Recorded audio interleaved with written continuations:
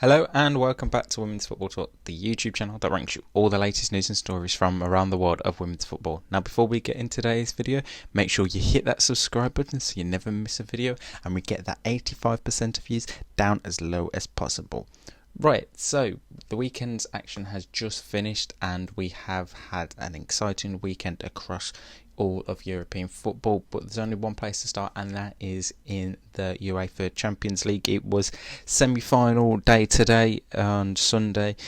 Barcelona played PSG and Bayern Munich hosted Chelsea in the first legs. So Barcelona versus PSG, entertaining throughout the whole 90 minutes. Both teams had a lot of chances to score.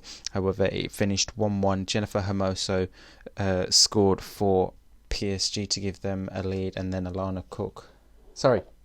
Jennifer Hermoso scored for Barcelona, and Alana Cook scored for PSG to give them each a valuable goal. And the second leg will be taking place next week. I just had the note written down wrong there. So yes, Jenny Hermoso obviously scored for Barcelona and Cook scored for PSG as we head into next week's second leg. And the second semi-final between Bayern Munich and Chelsea finished 2-1 to Bayern Munich. Sydney Lohmann opened the scoring for Bayern Munich, and then Chelsea equalised through Melanie Leupolz. It was a very entertaining first half. Again, both teams had chances, and it was always going to be a very close fought game between the two sides. And then in the second half, Bayern Munich did themselves score once again. This time it was in the 56th minute, and it was a good goal from Hannah Glass to give them the lead on aggregate 2-1. However, it is still a close game as Chelsea got that all-important away goal. So a reminder that the semi-finals second legs take place next Sunday, and whoever wins will play in the final later on this season. Now, in the WSL, we've had a whole weekend of action. Starting on Saturday afternoon between Aston Villa and Bristol City. It's an action-packed game at the bottom of the table. Aston Villa thought they were going to win after early own goal from Hannah Sargent, and then Nat Haig put them even further ahead. However, in the second half, an excellent finish from Faye Bryson, and then a last-minute goal from what I was told was Ella Mastro Antonio. Don't know whether it fully was Mastro Antonio, because it looked like there were about 2 or 3 players that nearly bundled it over the line to earn Bristol City a vital point and keep the relegation battle between the two sides absolutely touch close, and it's only goal difference. And the fact that Aston Villa have played a game less than Bristol City, which is what has got them off the foot of the table. Elsewhere, earlier on today, Manchester United beat Tottenham Hotspur 4-1. Ella Toone scored a brace, as well as goals from Jess Sigsworth and Kristen Press to give Casey Stoney's side the 3 points. An excellent performance all round throughout the whole 90 minutes from Casey Stoney's side. Fully dominated and thoroughly deserved the win. However, Mary Epps will be obviously disappointed that she didn't keep a clean sheet, as it was a very late stoppage time winner from consolation goal from Alana Kennedy from a brilliant free kick. But United still got the 3 points, and they kept on the pressure with Arsenal. And speaking of Arsenal, they got a 2-0 win against Brighton. Jordan Nubb scoring both goals for Joe Montemurro's side. However, it wasn't as easy as it seems, as Brighton put the fight right to it from the minute off right through to the end. And there was even some times where Arsenal keeper Manuela Zinsberger put Jo Montemurro's heart definitely on the line, I can say, with some of the stuff she was doing.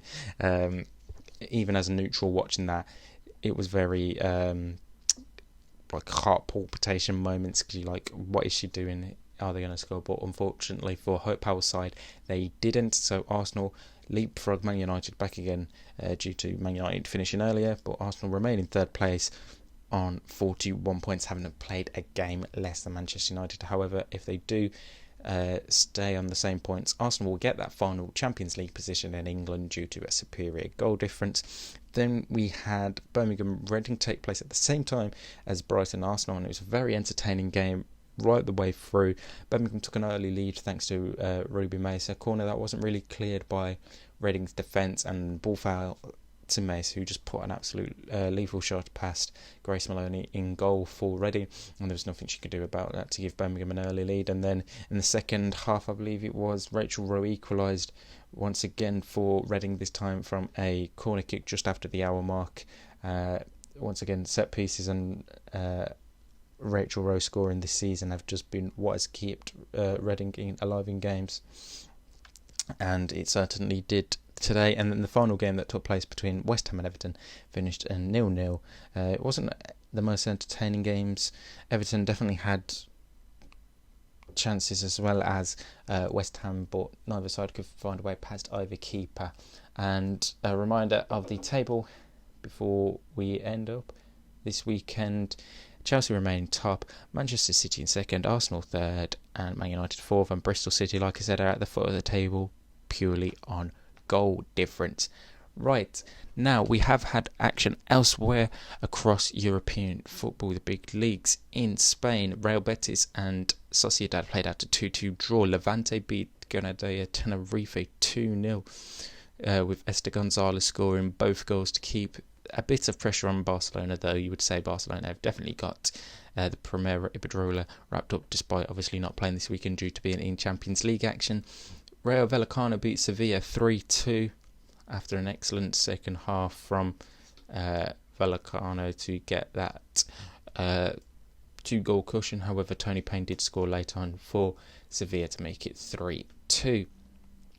Athletic Club beat Logroño 2-1. Oihan, Colbomero and an own goal from Judith Albaldia gave Bilbao an important victory as they sit in 9th place against Logroño.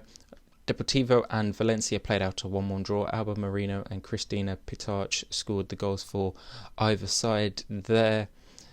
Sporting Corvella beat Espanyol 2-1, and that is despite finishing the game with 10 players after Fatima Cham was sent off.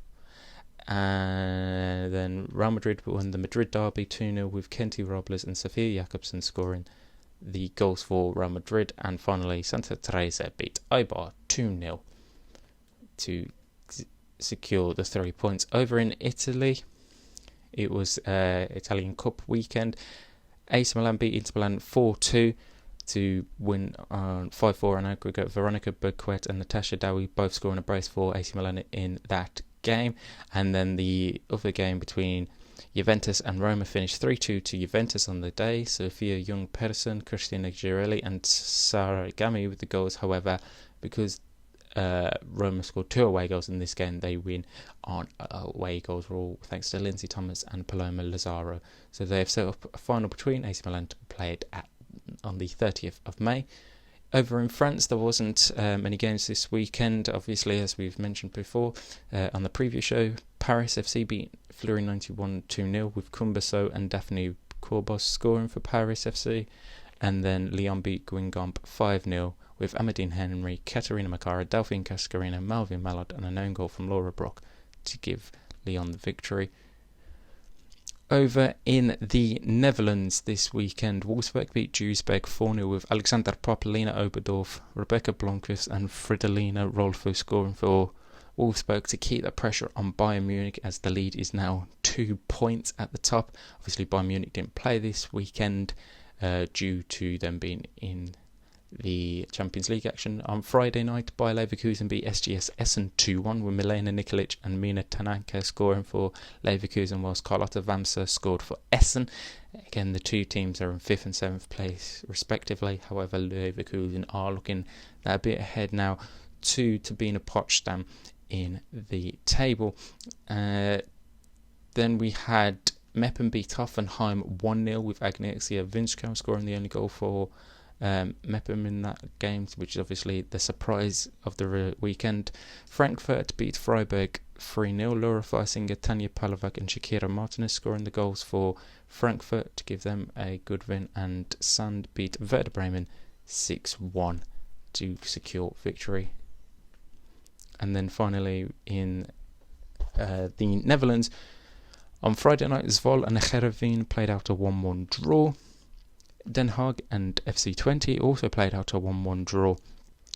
And PSV beat Excelsior Barendrecht 3-1 with Joel Smith scoring a brace in the first set of playoff games there. And congratulations to Joel Smith of the Netherlands and PSV, who's now became PSV's all-time top goal scorer with 44 goals. Right, that's all the time we've got this week. We'll be back at the start of next week to preview the end of next week to preview all the upcoming fixtures and any midweek games. We'll look back on and any other news from around the world of women's football. Make sure you like, comment and subscribe, and we'll see you soon.